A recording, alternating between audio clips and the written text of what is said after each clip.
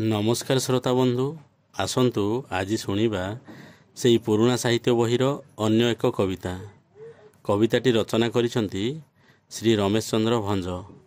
यही कवितारे आम मातृभूमि भारत को किपरि भावरे ब्रिटिश माने शोषण कषण देउथिले ताहा एथिरे वर्णित होई अछि। आम ओडिशा माटीर पुओ बक्सी जगबंधु निजर जीवन को बाजी लगई मरीगले सिना किंतु मुंड नुआई नाहांती। समय बदली जाइछि हेले आज आम माटी मार वीर पुओ सबुदिन पई आम्भमानक मनरे रही जाइछंती। तेबे आसंतु शुणिबा सेई कविताटी। कविताटीर नाम हेउछि जयी राजगुरु। सेई लोक जे मेळीर मेढी सबु आकट देउछि एड़ी कथारे तार माती पाइक जाति उठुछि ताती फुलाई देई छाती आशारे भरी उषुम लहु भाषारे भरी मुकति महु जीवन गीता गाई अंतर तले अनल शिखा देउछि अबाताई पागल प्राय पाइक पुओ छुटाइबाकू रकत सुओ सजाए हतियार जीवन बाजी रखिछि आजी तोलिछि तलुआर आहुरी बीरे बहुत दूरु ढेंकानाल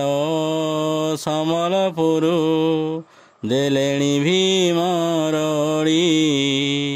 रकत मुखा हेलेणी सबु सेना बाहिनी गढ़ी थरी उठुछि रसुल कुंडा गंजाम सह रंगेई लुंडा गंडा कु गंडा भेंडा कुजंग ठारू कनिका जाए खोली देलेणी खंडा मुकुंद देव ठाकुर राजा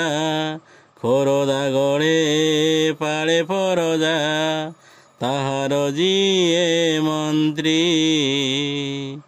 बचन तार खुररु धार थराई दिए तंत्री पहाड़ तले गढ़िछि गढ़ गढ़ुंगर जी उठिब झड़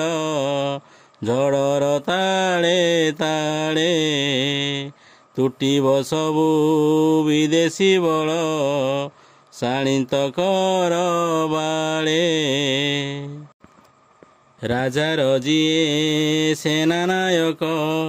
बैरी कूल व्यथादायक बक्सी जगबंधु करिछि पण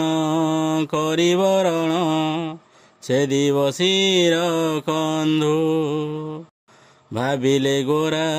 सिपाही दल तेबेरे एठी सरिला बल धरिबा निज पथ खुरुदागड़ सहजे आउ हेबनी करगत महाचतुर बणिक जाति बुद्धि खटाई रातिक राति चुगुलिया को धरी गुपत पथ पारिला जानी उपाय बहु करी राति अधरे गड़रे पशी सुजग देखी रहिला बसी करी फिकर फंदी मेड़ीर मेढ़ी राजगुरुंकु करिला से बंदी सेठारु नेई बहुत दूर बालेश्वरर मेदिनीपुर बाघ तोटार नाल कूଳରେ थिबा बରରେ बांधी करिला दुई फाल କୁଆଡ଼େ ବହି ଯାଉଛି କାଳ ଗଲାଣି କଟି କେତେ ଶଶାଲ ରହିଛି ଏବେ କଥା ଜଇଆ ପଛେ ଜୀବନ ଦେଲା ନୁଆଇ ନାହିଁ ମଥା ନୁଆଇ ନାହିଁ ମଥା। ଯଦି ଆପଣଙ୍କୁ ଏହି ବିଷୟଟି ଭଲ ଲାଗିଥାଏ ତାହେଲେ ଲାଇକ୍ କରନ୍ତୁ, ସବସ୍କ୍ରାଇବ୍ କରନ୍ତୁ, ତା ସହିତ ସାଙ୍ଗସାଥିମାନଙ୍କୁ ସେୟାର ମଧ୍ୟ କରନ୍ତୁ।